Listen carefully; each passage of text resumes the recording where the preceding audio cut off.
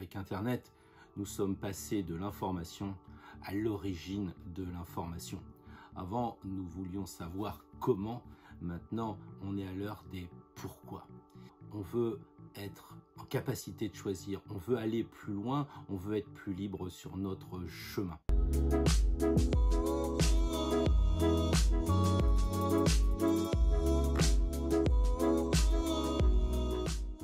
Alors, puisque nous allons parler de la nouvelle lune, pourquoi pas utiliser justement cet argument d'aller encore plus loin, de comprendre. C'est-à-dire que classiquement, on écoutait de l'astrologie comme on était à côté du conducteur. Moi, je vous propose autre chose, c'est de prendre le volant, c'est de diriger votre vie, c'est d'aller plus vers la compréhension. Parce que là, vous pourrez prendre votre chemin parce que vous aurez le volant en main et vous ne serez pas assis à côté comme un passager. Concrètement, comment faire? Eh bien, je crois que il y a bien longtemps qu'on a compris comment faire. C'est-à-dire que si on vous fait un documentaire pénible avec des chiffres, avec des gens un peu guindés, qu'est-ce qui va se passer? On va décrocher. Donc comment faire? Eh bien, on a utilisé le roman il y a bien longtemps. Et avec notre temps actuel, on va utiliser le film. C'est comme ça qu'avec le Wolf of Wall Street, vous allez comprendre plus facilement comment on nous manipule avec l'argent. L'histoire des virus est sortie il y a bien longtemps. On nous préparait déjà à l'éventualité, à de ce qui pouvait arriver. On est donc passé des films de science-fiction qui imaginent à des films d'anticipation, à la Jules Verne, je dirais. Un film comme Avatar ne nous prépare-t-il pas à la connaissance, à la rencontre des mondes invisibles? C'est pas une redite de Peter Pan, les fées, la fée Clochette, tout ce monde invisible qui nous entoure et que maintenant beaucoup d'entre nous sommes persuadés qu'il existe réellement. C'est celui plus classiquement des anges, des archanges, de tout ce que l'on trouve dans les livres sacrés d'autrefois. C'est un peu les contes de fées d'aujourd'hui. Et si je vous en proposais un aujourd'hui, avec la nouvelle lune, quitte à des fois friser un peu le ridicule, je ne sais pas, on se lance, c'est une première, on va vers du nouveau, on essaye d'avoir d'autres idées, et ça tombe bien, parce que cette nouvelle lune, elle est située dans le signe des Gémeaux. Et on a une sacrée conjonction dans les Gémeaux. La lune et le soleil, mais aussi le maître du signe, Mercure. Alors ça promet, question d'intelligence, lâchons-nous un peu pour essayer de comprendre les choses autrement et de ne pas les subir. Avançons vers l'anticipation. Et tout ça pourquoi? Prendre le volant de son chemin pour être encore plus libre. Oui, bonjour et bienvenue pour essayer de comprendre ce qu'il en est de cette disparition de Mercure. C'est une personne qui a disparu et qui probablement est emporté des secrets d'une extrême importance. C'est un chercheur un peu particulier parce que c'est un hacker. Donc on va le découvrir ensemble. Bienvenue dans notre société à responsabilité illimitée, le monastère de l'intérieur, parce que évidemment nous sommes assez basés sur tout ce qui va toucher la spiritualité et nous allons essayer de retrouver Mercure avec tout ce qui peut nous permettre dans la tradition de le retrouver, au moins d'expliquer ce qui a pu lui passer par la tête. Nous sommes au service des recherches et je pense que ça risque d'être vraiment passionnant. Nous nous retrouvons bientôt dans le fameux restaurant, l'illustre restaurant La Nouvelle Lune, où beaucoup de choses se sont décidées à cet endroit. Oui, alors c'est pas FBI, mais c'est vrai que ce dessin qui est derrière moi représente évidemment l'étendue de nos recherches. Nous n'avons pas chômé. Alors déjà, qu'est-ce qui s'est passé? Qu'est-ce qui se passe en ce moment? Eh bien, nous avons un jeune hacker. Son nom c'est Gémeaux, son prénom c'est Mercure. Il disparaît le 10 juin et c'est une personne plutôt âgée de 33 ans, mais qui a un état d'esprit de jeune, d'adolescent en permanence. Donc, il a énormément travaillé sur la question du mental, sur la question de la communication aussi, mais surtout ce qui l'intéresse, c'est l'intelligence. C'est la question de la pensée. Et sa disparition nous laisse supposer quand même qu'il a découvert un grand secret. Comment avons-nous pu avancer dans notre enquête? Eh bien, nous sommes remontés auprès de ses parents, évidemment qui s'appellent Gémeaux, exactement comme lui. Donc, on a sa mère qui est Madame Lune et père qui est Monsieur Soleil et qui en ce moment, il faut bien le reconnaître, ne s'entendent pas bien. Madame Lune a tendance à avoir de l'ascendant, si je puis dire, sur le père, elle lui fait de l'ombre. Et résultat des courses, c'est un peu comme si la mère éclipsait le père.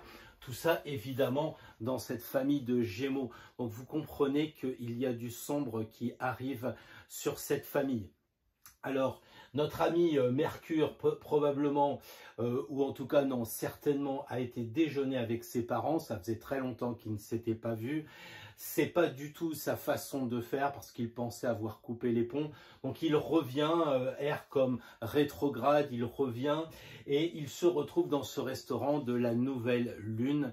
C'est un restaurant assez réservé, on va dire, aux astrologues. Évidemment, que s'est-il dit? Eh bien, il a fallu qu'on ait recours au serveur qui avait une oreille qui traîne pour nous expliquer un petit peu ce qui s'est dit, les échanges entre le sieur Gémeaux, Mercure plus exactement, on va l'appeler Mercure, et puis ses parents, parce qu'ils sont très très proches. Ils sont très proches, ils ont bu du vin à 19 degrés pour Mercure, 20 degrés pour les parents, 19 degrés, 20 degrés, vous voyez, les trois personnes étaient vraiment très liées au degré près. Donc c'est un peu comme si en astrologie on disait qu'on avait affaire à une conjonction, une triple conjonction. Mais Mercure, lui, il était en retrait. Ça veut dire qu'il y avait la Lune qui était avec le Soleil, mais il était en dessous. Donc il n'était pas obscurci.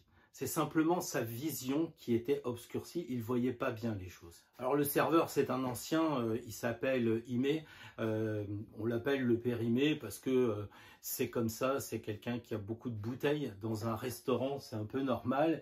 Et le père Imé écoute, et qu'est-ce qu'il entend? Il entend que le jeune Mercure, eh bien, ses pensées s'obscurcissent à cause justement de la position de ses parents, la lune et du soleil. Il n'arrive pas à penser correctement. Il a son intelligence qui est, comment dire, rendue obscure. Et il se souvient de ce que lui ont dit ses parents. Ça remonte évidemment, ça erre comme remonte, comme rétrogradation. Il reva dans le passé et qu'est-ce qu'il se dit?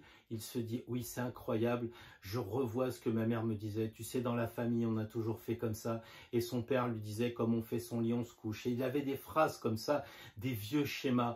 Et il se demandait à ce moment-là, dans ce restaurant de la nouvelle lune, est-ce que je dois garder ces façons de penser ou est-ce que je dois purement et simplement les couper, les éradiquer parce que ça m'empêche d'avancer? Alors le père Imé nous rappelle que à un moment donné, Mercure se lève, il est agacé, il prétexte d'aller aux toilettes, il envoie un petit peu promener les parents et il voit bien qu'il y a de l'énervement, il se prend la tête. Alors on lui a bien dit qu'effectivement les Gémeaux c'était souvent les mains, alors il se prend la tête comme ça en disant mais c'est pas possible quand même d'avoir une telle atteinte à ma liberté de penser. Et il l'entend derrière les toilettes en disant c'est plus possible, j'ai ces vieux schémas qui me bloquent, j'ai ces vieilles pensées qui m'empêchent d'avancer. Moi ce que je veux c'est vivre et je veux pas vivre avec ces blocages. Tout ça c'est comme des dogmes, c'est comme des schémas mentaux bloquants. Et lui qui est un spécialiste de la pensée, on le sait, Mercure en Gémeaux, c'est le spécialiste de la pensée, il se dit mais c'est incroyable quoi. J'arrive chez moi, Mercure en Gémeaux, et je me retrouve avec des parents qui me cassent les pieds, et pas les pieds, la tête. Ils m'empêchent d'avoir une vision claire, une pensée nette. Et moi qui suis un intellectuel, qui suis un hacker, qui suis sur les ordinateurs, qui comprend les mécanismes de la pensée, qui arrive même à anticiper les choses, je me retrouve incroyablement obscurci par mes parents. Ça ne peut plus durer. Alors, dans la conversation, d'après ce que nous a dit le père Imé, il semblerait que les parents essayent de faire une ruse de diversion et il lui parle d'une entreprise où il a déjà travaillé. Il a travaillé pour l'entreprise Poisson, ici, avec une devise qui est un peu, on va dire, américaine. Nos limites, c'est vrai que les poissons dans l'océan, c'est pas la limite qui est connue des crabes et des baleines. Hein. Cette entreprise est dirigée par Neptune. C'est un directeur qui est assez sympa.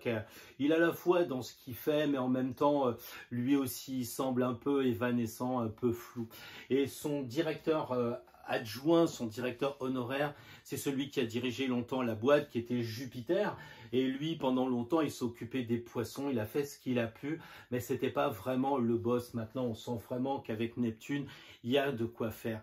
Mais cette entreprise-là, elle est bien connue de la famille Gémeaux et aussi de Mercure qui y a travaillé. Il y a travaillé pendant d'ailleurs un assez bon moment, mais le tout étant évidemment par du télétravail, parce que, on le sait, notre ami Mercure est avant tout un hacker et donc tout se passe par informatique. Alors ils évoquent évidemment les amis Neptune et Jupiter avec Lune-Soleil.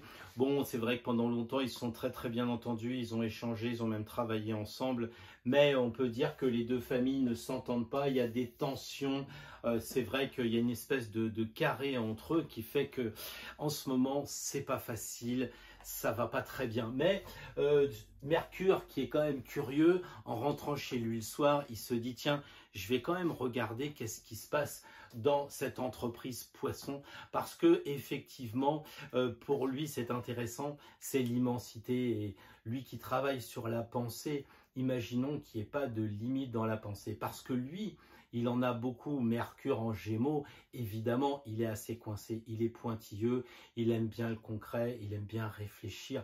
Et là, il a appris un peu à ses dépens qu'il ne faut pas se résumer la vie uniquement à son monde à lui. Il y a un monde infiniment plus grand et c'est le monde de l'entreprise poisson. Alors nous, au service des recherches, c'est vrai qu'on ne connaît pas trop bien ce qu'ils font comme travail, mais tout ce qu'on remarque, c'est que le soir, quand Gémeaux, Mercure rentre à la maison et qu'il se connecte, eh bien, il essaye de comprendre l'entreprise poisson. Et qu'est-ce qu'il voit? Il voit que ça se déverse sur lui.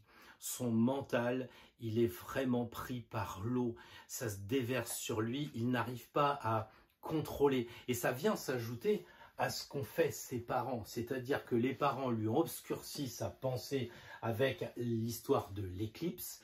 Et maintenant, avec ce carré, on a l'entreprise poisson qui déborde. Et lui, il veut s'accrocher, il veut garder ses schémas. C'est normal parce que c'est son fondement, c'est ce qui lui permet d'avancer, c'est ses bases.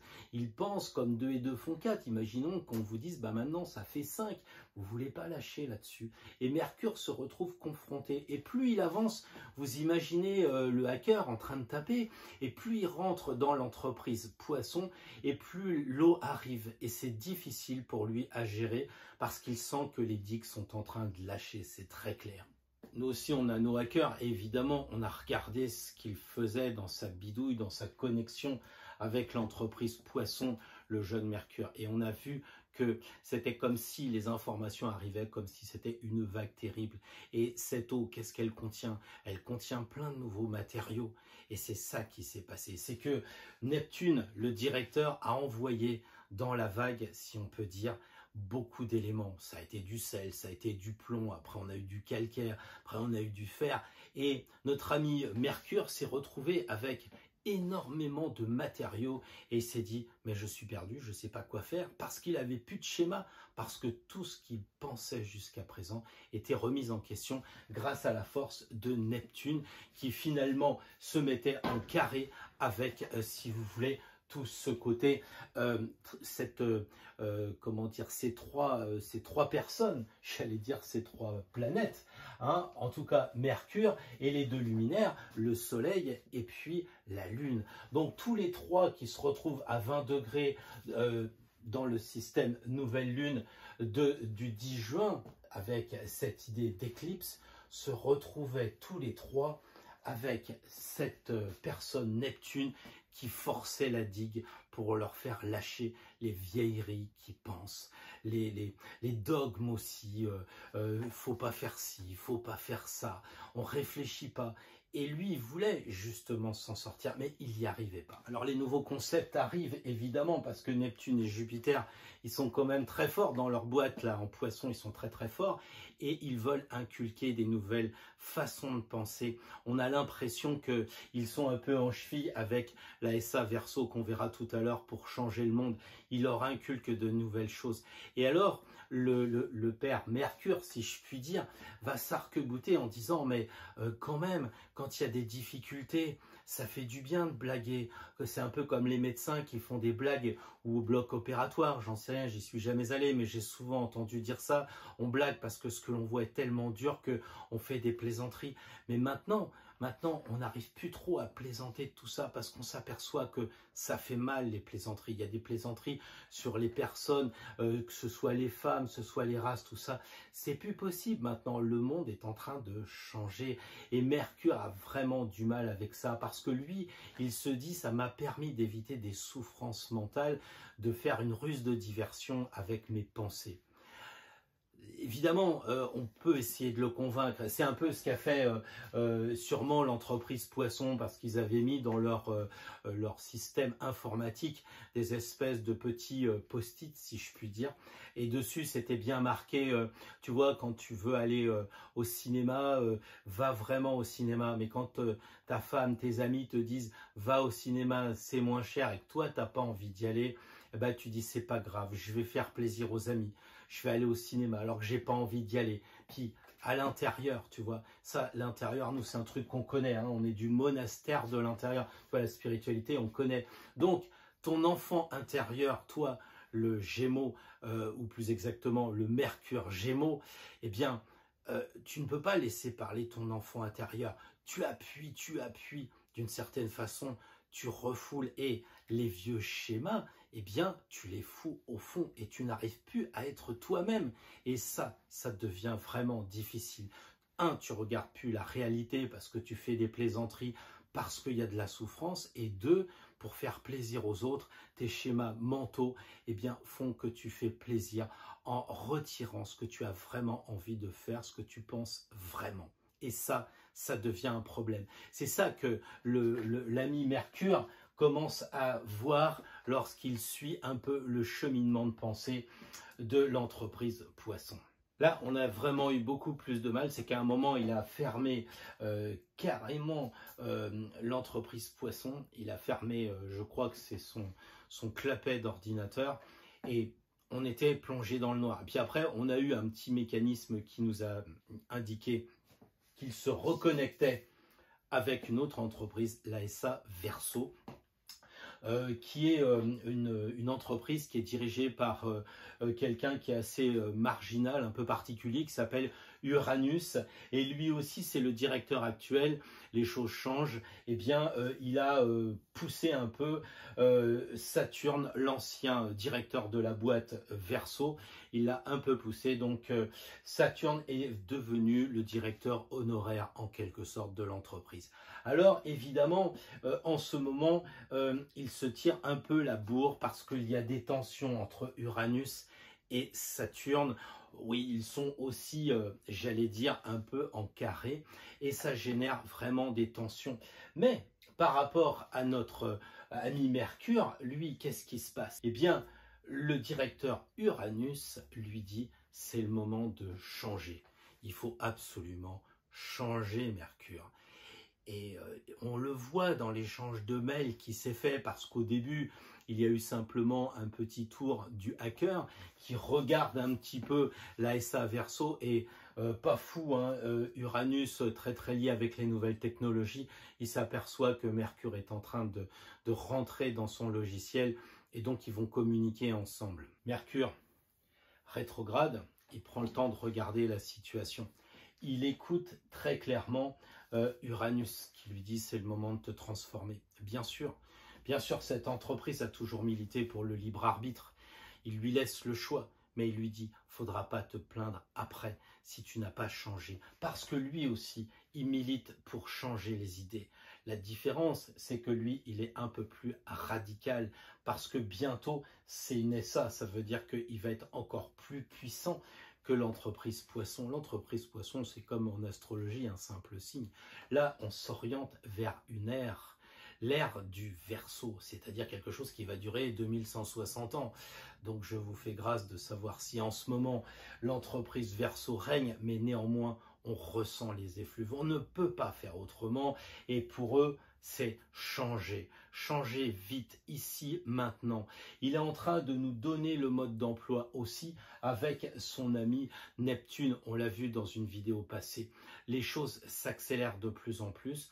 On commence à nous donner des bribes de mode d'emploi. Et c'est exactement ce qu'ils refont avec Mercure. On sent dans les échanges de mails qu'il y a vraiment une tension qui se crée.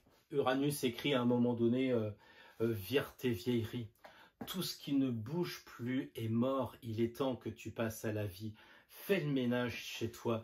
Ne te laisse pas faire par ces dogmes, par ces vieilles pensées. Tu le vois même en dehors de ce qui se passe dans ton mental à toi.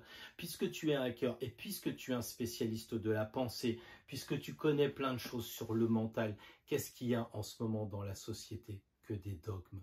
Les gens sont tellement sûrs de tout.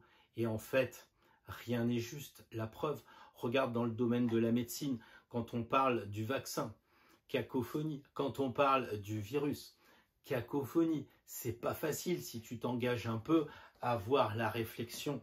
Donc les dogmes, même scientifiques, sont en train de lâcher. Autrefois, c'était la religion. Maintenant, il n'y a plus rien qui tient. C'est-à-dire que toutes les pensées doivent s'en aller. Il faut nettoyer ces pensées qui sont trop vieilles, qui sont dépassées. Il est temps maintenant d'ouvrir vers le nouveau. Et ça, c'est vraiment le leitmotiv de la société anonyme Verseau. Alors après, on reprend vraiment au travers des mails presque les émotions que va ressentir Mercure Gémeaux. Pourquoi? Tout simplement parce que, on le sait, son cerveau, c'est de l'air. La boîte crânienne, c'est de l'air pour un Gémeaux Verseau. Or là, il se passe qu'il y a de l'eau qui va se déverser avec le concours évidemment d'Uranus et de Saturne, parce que Saturne pousse aussi avec son carré. Il pousse Uranus à aller vers le changement. Et qu'est-ce qui se passe? Le changement, c'est de l'eau. Et faire rentrer de l'eau dans une boîte remplie d'air, c'est pas facile. Et très rapidement, on voit bien dans les mails, ils sont mal écrits, Mercure suffoque. Mercure essaye de survivre en fait, il essaye de vivre au-delà et c'est pas facile pour lui parce que toute cette eau qui rentre, toutes ces émotions qui sont balayées, parfois nettoyées, certaines s'agrippent et c'est juste de garder des vieilles pensées tant qu'elles sont pertinentes, mais globalement tout ça déferle vraiment sur le cerveau d'air du Gémeaux Mercure. Alors, on a l'impression que Mercure est vraiment, comment dire, sous l'eau. Déjà qu'avec cette éclipse, c'était complètement assombri. Ses pensées étaient presque noires, il faut bien le dire. En tout cas, il ne voyait plus rien. Et bien là, avec ce qui se passe, l'entreprise Poisson avec Neptune et Jupiter, eh bien, les digues ont complètement lâché. Et à la lecture des mails, qu'est-ce que l'on voit? On voit tout simplement que la vague est arrivée sur lui et elle monte, elle monte, elle monte. Il arrive quand même à voir en haut l'ère du Verseau, ce sera magnifique. Il voit que il y a marqué avec Poisson, l'idéal est là, avec Verseau, l'utopie arrive. Et il se dit mais c'est vraiment génial. Et là la vague se poursuit quand même parce que même quand c'est positif, ça devient un dogme, ça devient une pensée. Et chaque fois qu'on a une pensée, chaque fois qu'on a quelque chose qui nous limite, eh bien, on ne peut pas avancer sur notre chemin avec une totale liberté. Alors après, on sait un peu ce qui s'est passé. On l'a deviné parce que les parents sont repartis manger et le serveur, le père Imé, nous a dit un petit peu que pendant que la vague était arrivée, eh bien, dans un premier temps, Mercure a commencé à dire que il calculait encore. Il était encore dans les pensées. Il se disait Combien de temps je vais tenir avec cette planche que j'ai réussi à récupérer? Je ne sais pas d'où elle vient, mais combien je vais tenir face au soleil qui m'inonde toute la journée? Combien de temps je vais avoir sans manger? Est-ce que je vais avoir à boire parce que les nuages étaient noirs? Est-ce que je vais pouvoir boire? Est-ce qu'un bateau va arriver? Est-ce que? Et il remplissait encore sa tête, pourtant qui était nettoyée par Neptune. Alors, du coup, il s'est dit, je m'abandonne. Et c'est là, c'est vraiment là qu'il s'est dit, et si je profitais du moment présent? J'aurais pu mourir sous la vague. C'est simplement mes idées qui devaient mourir. Donc, et si je profitais? Si j'avais la foi de Neptune, alors là, oui, évidemment, je serais vraiment plus libre, plus fort. Et qu'est-ce qui est arrivé? Il a pensé à rien, il a juste profité. Il a dit, je suis dans l'eau, elle est bonne. Il a fait la planche, il a profité du soleil. Même si c'était la dernière fois, peu importe, il était une chose qu'il n'avait pas vécue depuis longtemps. Il était heureux, il était libre de ne plus penser. On ne sait pas trop ce qui se passe d'après ce qu'on a pu comprendre. Le père et la mère hébergent encore leur ado, ou en tout cas leur vieil ado à la maison. Il lit le philosophe Alain, ne pas comprendre, éprouver. Peut-être qu'il a compris qu'il fallait arrêter de penser, ou en tout cas virer les vieux schémas et aller de l'avant. Parce que la solution face à cette déferlante, c'est une seule chose, c'est vivre. Pourquoi il vit encore caché en ce moment? Eh bien, pour l'instant, ça va pas durer. Mais en fait, ici, il y a Pluton. Et Pluton, en fait, c'est un tueur qui fait partie de la société Verseau. C'est pas tellement connu et j'espère que sur la toile, ça ne va pas se répéter. Mais en tout cas, il a été embauché pour agir dans l'entreprise Capricorne. C'est-à-dire que là aussi, tout ce qui était un peu vieillot, eh bien Pluton, il les a dégommés, les syndicats, la politique, tout ce qui empêchait d'avancer vers un nouveau monde. Et donc, on se méfie énormément de Pluton parce que il semble maintenant abandonner la maison Capricorne et avoir des visées sur la maison Verseau. Et Pluton en Verseau, ça commence. Il nous envoie des petits tests. À Strasbourg, par exemple, une grosse entreprise qui stockait tous les réseaux. Et puis juste derrière, parce qu'ils n'ont pas été très malins, ils ont fait la sauvegarde juste derrière. Pluton, il a fait péter les deux entreprises, on va dire, où il y avait des réseaux sur Strasbourg. Hier, c'est le réseau Orange qui a explosé. Il semble, d'après les premières constatations de l'enquête que nous avons au monastère de l'Intérieur, que ce soit les réseaux informatiques qui est lâché. Et qui dit informatique dit le Verseau. Pluton commence déjà à faire péter tout ce qui est la sécurité avec un réseau Orange qui a été en panne pendant un gros moment, laissant les personnes sans pouvoir se relier avec police secours, avec le SAMU, etc. Donc on sent que Pluton est à l'œuvre. Oui, j'en ai pas parlé parce que pour l'instant on était déjà assez dans l'obscurité avec le père et la mère qui faisaient une ombre pas possible comme ça. Évidemment, le Gémeaux n'arrivait plus à penser parce que c'était sa spécialité, le travail sur la pensée, le travail sur tout ce qui est la liberté mentale, eh bien, elle ne l'était pas et elle a été vraiment encore plus obscurcie par cette tension qu'il y avait ici avec l'entreprise Poisson et évidemment, en arrière-plan, comme on le sait depuis longtemps, l'entreprise dirigée par Uranus et Saturne un peu en bagarre qui génère aussi des tensions.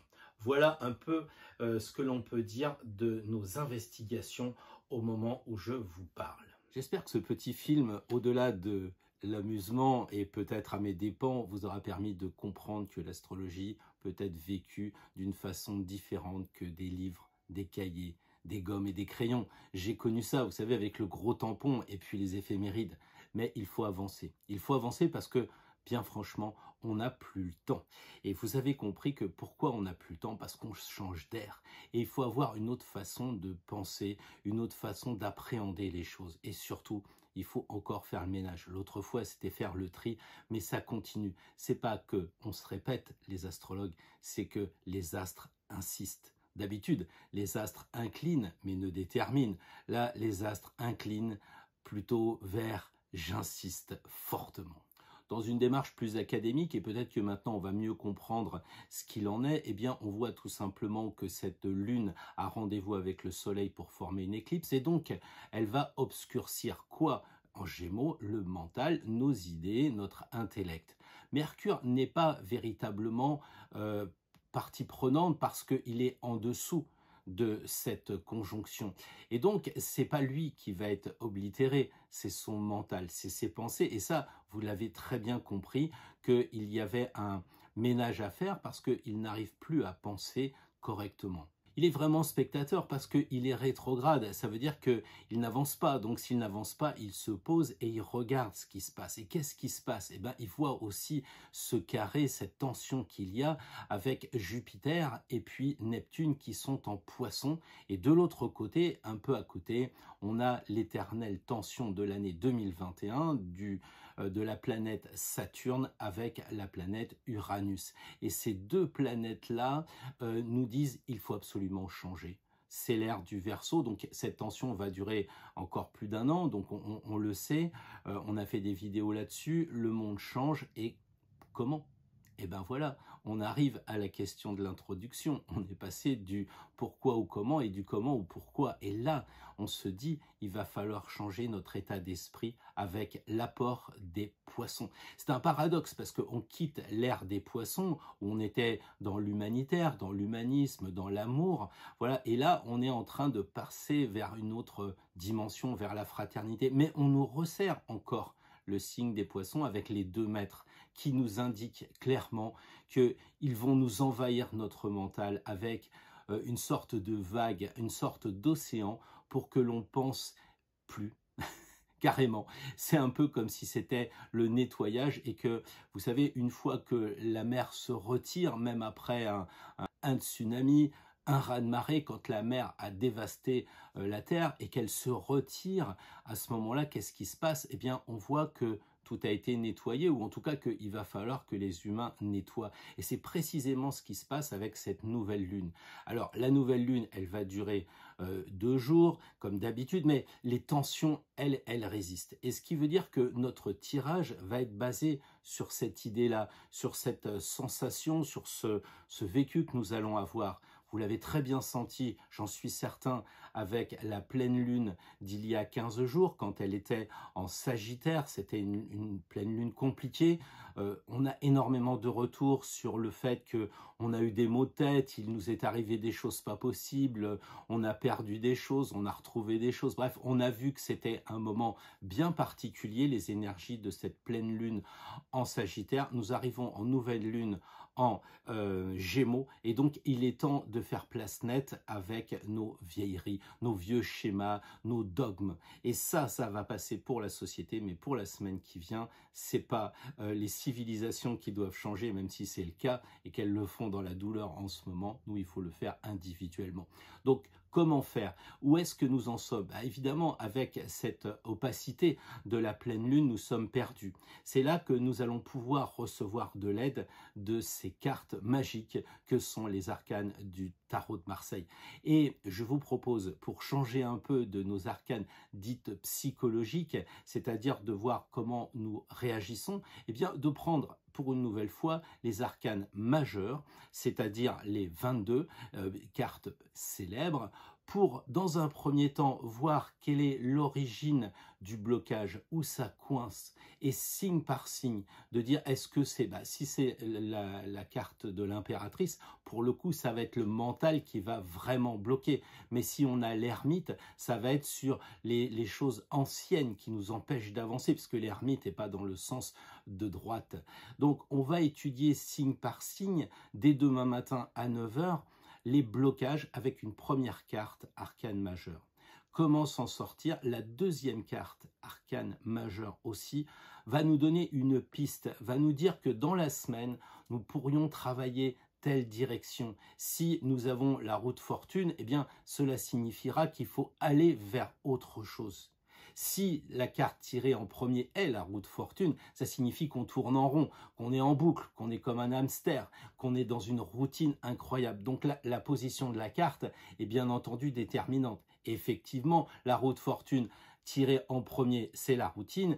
Tirée dans l'avenir, la deuxième carte, à ce moment-là, ça va être de passer à autre chose, et ça, vous l'avez compris. Donc voilà un tirage qui peut être assez simple et assez intéressant, que vous pouvez bien entendu reporter sur d'autres choses, sur bien d'autres moments de votre existence, parce que le but du jeu, c'est sûrement pas, à mon avis, de consulter un astrologue, même si je consulte bien évidemment en tarologie, en astrologie, mais le but du jeu, avec cette nouvelle civilisation qui se prépare avec l'ère du Verseau, c'est d'arrêter d'être le passager.